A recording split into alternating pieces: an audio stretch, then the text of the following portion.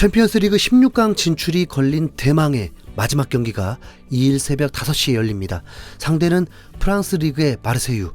토트넘은 부상자가 많을 뿐만 아니라 콘테 감독이 지휘를 하지 못한 상태로 원정 경기를 치르게 됩니다. 이날은 정말 정신없습니다. 나폴리와 리버풀의 경기도 동시에 하고 토트넘이 속한 D조의 다른 팀들인 스포르팅과 프랑크푸르트의 경기도 있죠. 나폴리 경기는 이변이 없는 한 조 1위가 거의 확정이지만 김민재 위치가 변하게 되면서 이번엔 누네스와 제대로 붙게 되다 보니 미리 보는 월드컵 느낌도 나게 될 것입니다. 우선 토트넘 16강 진출 여부가 더 관심 가게 될 수밖에 없는데, 지금까지 D조만 유일하게 단 한 팀도 16강을 확정짓지 못했습니다.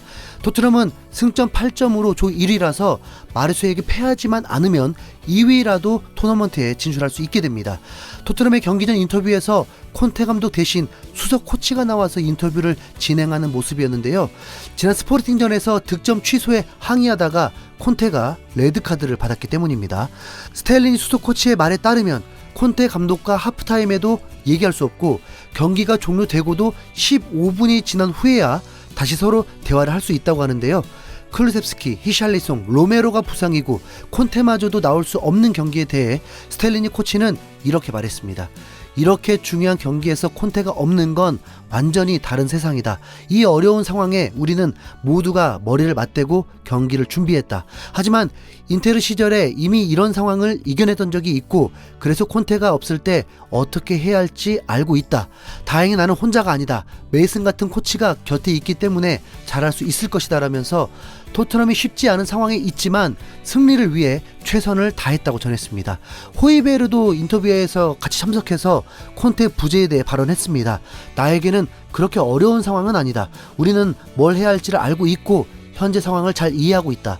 왜 그런 질문을 하는지는 알겠지만 중요한 건 우리가 할 일에 집중해서 경기를 하는 것이다. 그래야만 최고의 결과가 나오기 때문이다 라면서 주변 상황보다 경기 자체에 집중한다면 승리할 수 있을 거라고 말한 것입니다. 토트넘을 덮친 악재로 인해서 도박사들의 배당률도 비슷해졌지만 그래도 근소하게 토트넘의 우위입니다. 물론 비기기만 해도 16강은 가지만 각조 1위 팀과 만나는 상황을 피하려면 반드시 승리를 해야 하는 토트넘입니다. 최악의 경우에는 2위로 진출한 토트넘이 A조 1위인 나폴리와 만날 수도 있거든요. 한편 상대팀인 마르세유의 인터뷰에서는 토트넘을 향한 강력한 도발이 나왔는데요. 아스날 출신의 공격수 알렉시스 산체스가 토트넘에 대한 라이벌 의식을 불태웠습니다. 이 선수는 한때 월드 클래스로 불리면서 바르셀로나에서 뛰던 시절에 메시가 없으면 산체스가 왕이다라는 뜻의 매업산 왕이라는 말을 만들었을 정도로 뛰어난 공격수 중 한 명입니다. 올해 나이 33살로 노장축에 들어가지만 올 시즌 마르세유에 입단했고 지난 1차전에서는 출전하지 못했던 선수입니다. 하지만 파리 생제르맹과의 경기에서도 선발 출전하고 챔피언스리그에서도 2골을 넣고 있는 만큼 마르세유에서도 중요한 선수로 원톱으로 활용되고 있습니다. 산체스는 과거 아스날과 메뉴에서 활약하면서 토트넘을 상대한 경험도 있는데 특히 아스날 소속으로 4년 동안 있으면서 FA컵 우승도 경험했었는데 그래서인지 토트넘에 대한 라이벌 감정이 남아있다라면서 산체스가 인터뷰 중 도발을 했습니다. 나는 아스날을 향한 커다란 애정이 있고 그 시절의 추억이 있다. 토트넘을 이기는 건 항상 특별한 일이었다. 토트넘을 부수는 것은 항상 즐거웠다. 그것은 특별한 경험이었고 아직도 내 심장 속에 남아있다. 모든 선수들은 승리를 위한 동기부여로 가득 찼다.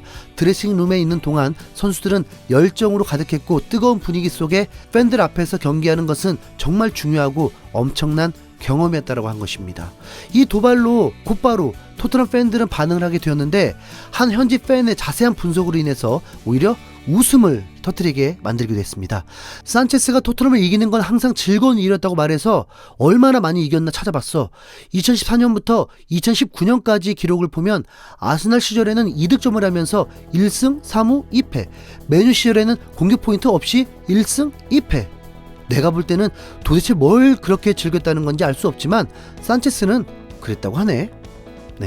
말만 들었을 때는 토트넘 킬러인가 했는데 발보다는 혀가 날카로운 선수가 됐네요.